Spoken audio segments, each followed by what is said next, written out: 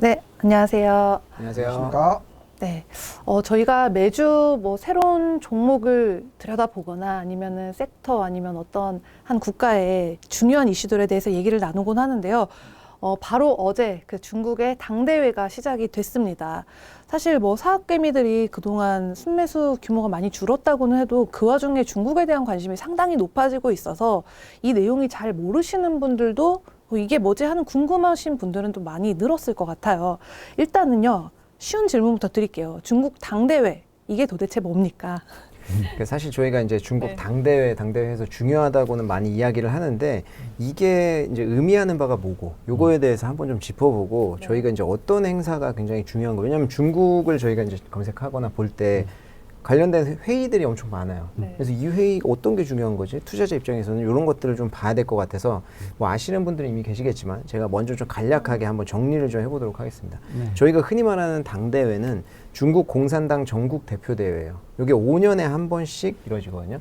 우리나라로 치면은 약간 이제 대통령 선거랑 좀 비슷하다고 보면 되는데 이미 뭐 사실은 정해져 있죠. 뭐 이제 한 번 하고 요번에는 이제 또 시진핑 주석이 이제 3년임으로 하는 되는 시기이기 때문에 그런 것들이 다 정해져 있기는 하지만 우리나라도 이제 대통령 선거가 된 이후에 그 대통령이 향후에 어떤 정책을 펼칠 것인가 요거에 대해서 이제 그때 딱 나오잖아요. 그렇죠. 향후 5년에 있을 어떤 정치적인 경제적인 어떤 목표치를 항상 이때 나온다. 그래서 그렇기 때문에 이제 그 전당대회가 진행이 되는 매 5년의 그 해는 증시가 굉장히 좋았어요, 사실은. 올해는 이제 어떤 대외적인 변수 때문에, 근데 5월 이후에는 반등하고는 있지만, 왜냐면 전당대회를 열 때 굉장히 정치적으로 이제 중국에서 제일 중요한 행사인데, 뭐, 증시가 좋아야 될 거 아니에요, 경제적으로. 그렇기 때문에 인프라 부양이라든지 이런 것도 굉장히 많이 하거든요. 그래서 이제 전당대회는 정치적으로 굉장히 중요한 행사이다. 그렇기 때문에 좀 큰 그림으로 보면 될 것 같아요. 우리 뭐 과거에 그 뭐 창조 경제 뭐 이런 것들이 있었잖아요. 네. 근데 제가 과거에 이제 중국에 있을 때 그때가 아마 저 후진타오 주석이 됐을 때일 거예요.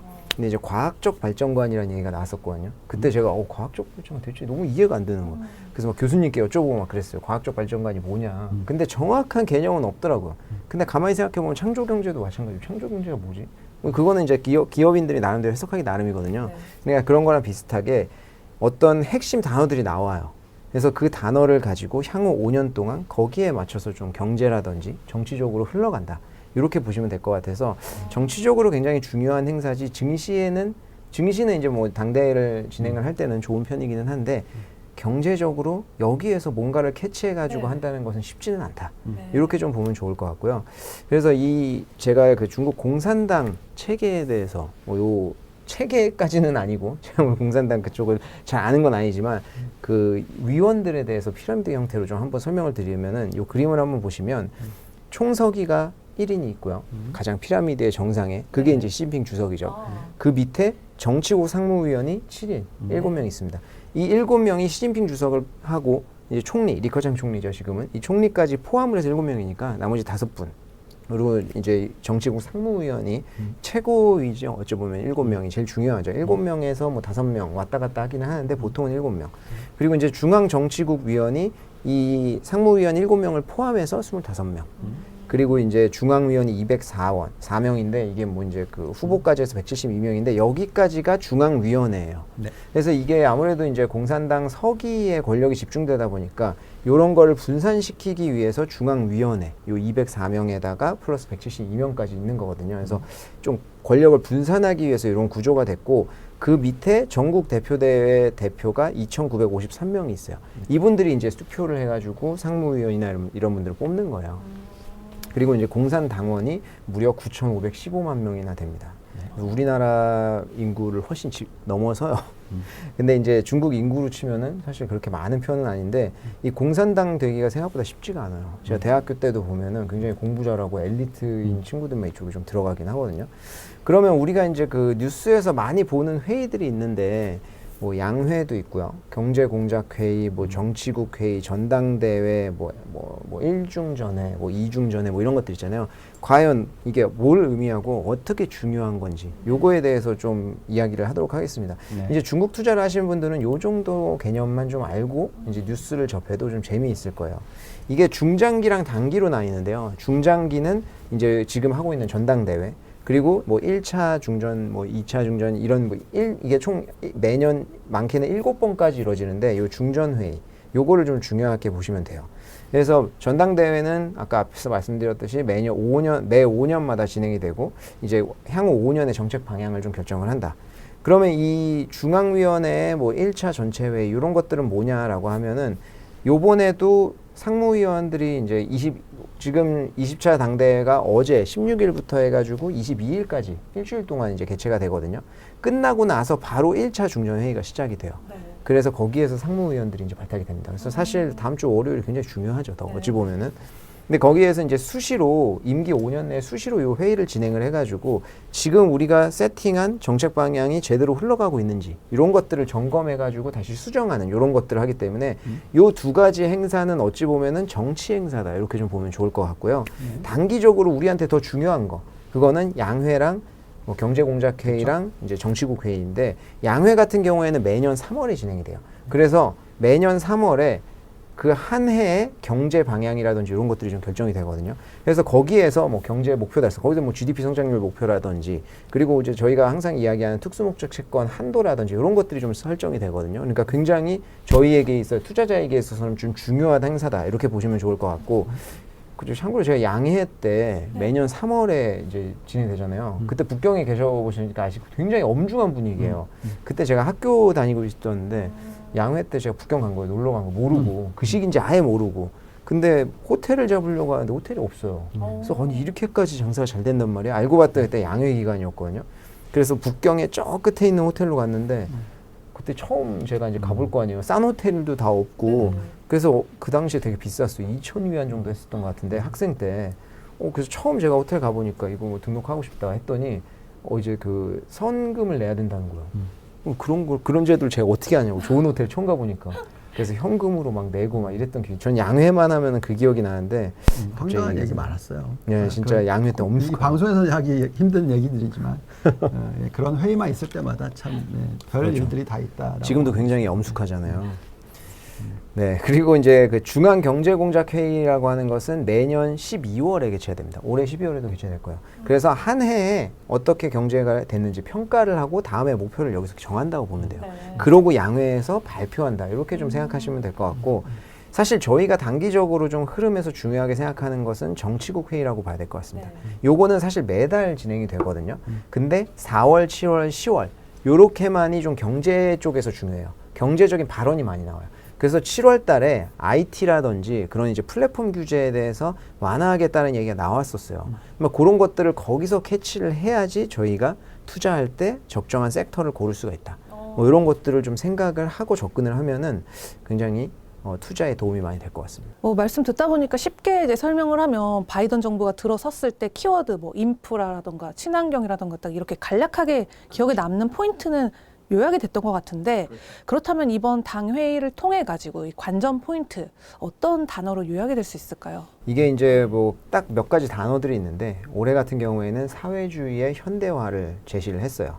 그래서 35년까지 사회주의 현대화를 실현을 하고 50년까지 강국 건설을 하겠다 이런 이야기들을 했는데 결국에는 이제 안보라든지 이게 불균형한 발전과 뭐 이제 그런 것들을 해결하겠다라고 이야기하는 건데 그 여러 가지 이제 그 평등이라든지 이런 거에 대해서 계속 이야기가 나오니까 지금 그런 것들에 대해서 종합을 해서 발전시키려고 하는 것 같고 결국에는 안보 쪽이랑 이쪽이 요즘 얘기가 좀 많이 나왔어요. 그래서 요 그림을 한번 보시면 저희 한국에서 굉장히 중요하게 생각하니까 회의 내내 뭐 안전이나 안보가 73회나 언급이 됐다라든지 이런 뉴스들이 좀 나오고 있잖아요.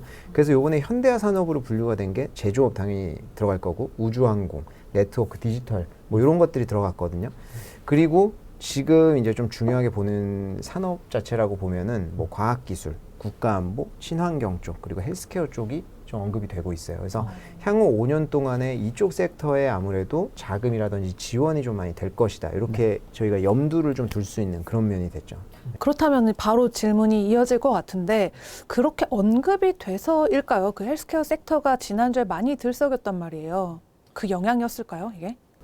사실 그 전이니까 네. 이거는 뭐 이런 게 영향이 있을 거라고 생각했다기보다는 이게 어찌 보면 좀 당연한 어떤 흐름이었다고 좀 볼 수 있는데 중국의 헬스케어 섹터가 10년 내 최저치로 떨어져 있었어요. 네. 여러 가지가 있었죠. 뭐 미국의 UVL 지정이라든지 뭐 이런 것들이 있으면서 그런 리스트에 들어가면서 뭐 향후에 미국 내에 수출 안 된다든지 이런 것들이 올해 2월부터 해서 계속 나오기도 했고 그동안 조금 조정을 많이 받았거든요.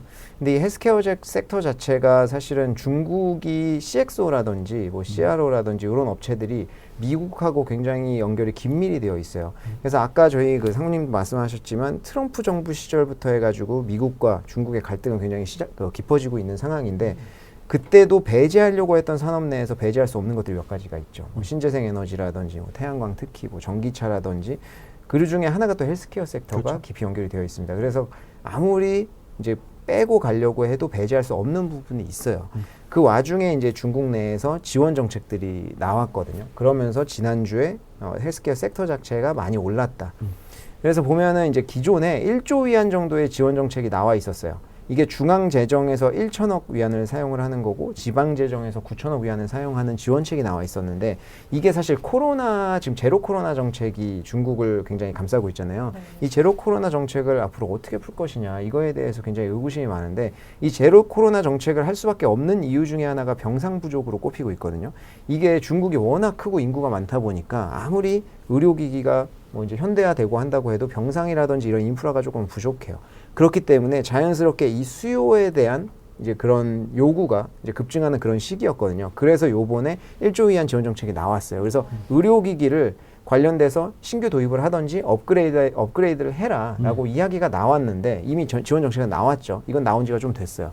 근데 문제는 이게 뭐냐면 코로나 락다운이라든지 이런 것들이 계속되니까 실질적으로 대출 수요가 안 일어나는 거예요.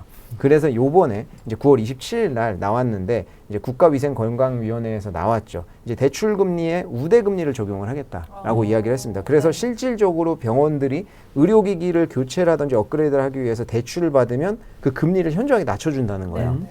그래서 주요 은행에서 요 효과로 1.7조 위안 정도의 대출이 일어날 것으로 예상을 하고 있어요. 요번에. 헬스케어뿐만이 아니라 은행 섹터, 사회용자 총액도 다 영향을 받는 그런 제도라고 할 수 있고 이번에 이제 한 가지 예로 한번 들으면 실질 대출 금리가 3.2% 정도 되거든요. 근데 요 우대 금리를 적용을 받으면 0.7%예요. 지금 같은 고금리 시대에 0.7%면 거저예요. 그러니까 이게 병원들도 이 기회에 이 의료기기를 교체하지 않을 수가 없는 거예요. 예, 그렇기 때문에 이게 수혜가 많이 볼 것으로 예상하고 있어서 헬스케어 자체가 많이 올라갔다. 그리고 이제 코로나 때문에 이제 그 수요가 부각된 것도 말씀드렸는데 지금 미국하고 중국의 무역 전쟁이 한참이잖아요. 결국에는 자국 생산에 대한 요구도 꾸준히 증가를 하는 거예요. 그렇기 때문에 헬스케어 섹터 자체도 자국 생산에 대한 요구들이 들어가고 있다. 그래서 이런 것들이 조금 메이저하게 좀 작용을 했고 좀 사이드로 보자고 하면은 이제 GPO 정책이라고 있어요. 중국에. 요거는 이제 그 중앙 정부에서 하는 그 대량 구매 정책이라고 하는데 요거는 시행한 지가 좀 됐거든요. 네. 이게 이제 헬스케어의 약값을 낮춰야 되잖아요. 그래서 중국에서 제시를 한 게 입찰을 받는데 이 입찰을 제일 낮게 제시를 한 업체들의 이 입찰에 당첨이 돼요. 그러면 낙찰이 돼요. 그러면은 수익이 확 줄어들잖아요. 그래서 헬스케어 자체가 처음 시행을 할 때 좀 충격을 많이 받았었는데 가격을 낮춘 대신에 전국에 병원이 엄청 많잖아요. 그 리스트에 들어가서 낙찰이 되면 일정 양을 이제 구매를 이제 보장해 주는 거죠. 그렇기 때문에 사실 낙찰이 된 기업들은 수익에 큰 영향이 없어요.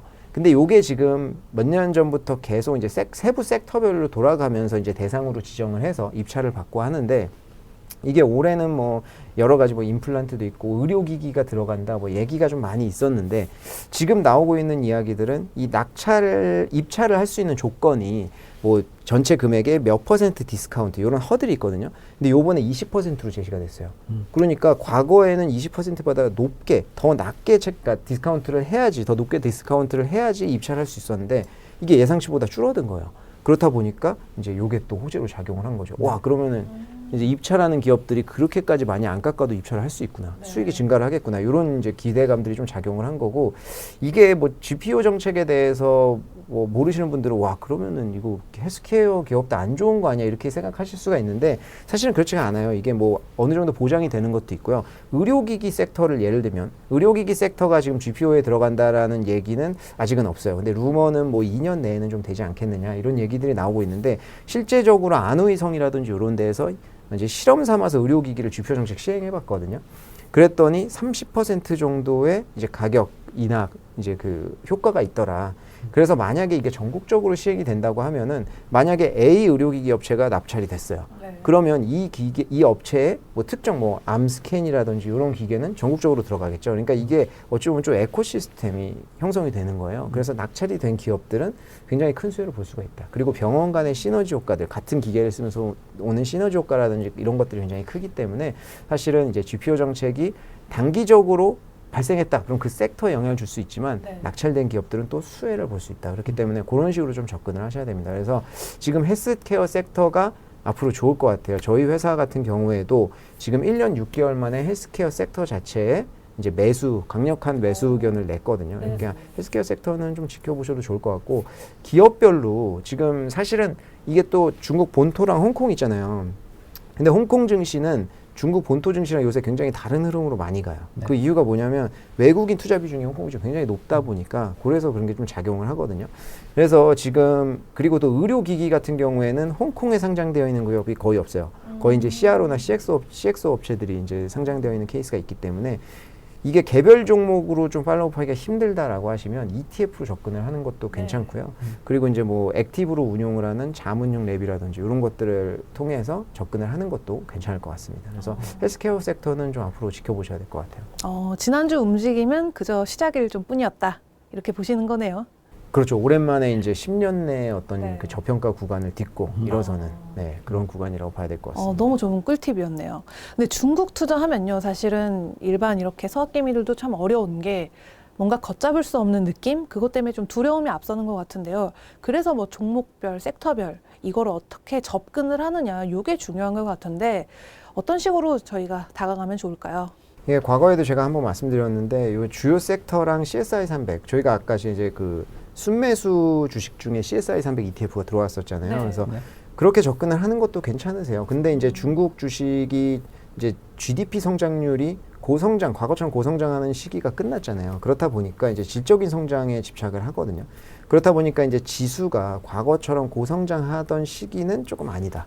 그렇기 때문에 이 헬스케어 섹터 우리가 앞에서 예로 봤듯이 섹터별 그리고 종목별 접근이 굉장히 중요해요. 그래서 과거에 이제 2021년도만 봐도 CSI 300은 6% 정도 하락을 오히려 한 반면에 신에너지 뭐 이런 섹터들은 사실 뭐 40%씩도 막 오르기도 했거든요.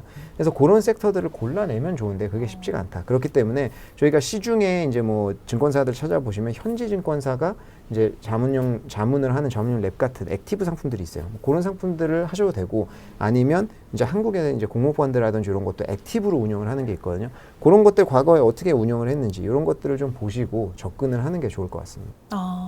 네, 잘 알겠습니다.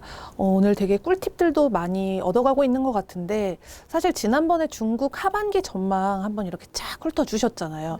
그리고 이제는 당대회 열려서 다음 주면 또 이게 그 안에 마무리가 될 텐데 방향성이 좀 더 정확하게 정해질 것 같아요. 이제 향후 전망성 중국 시장 어떻게 보시나요?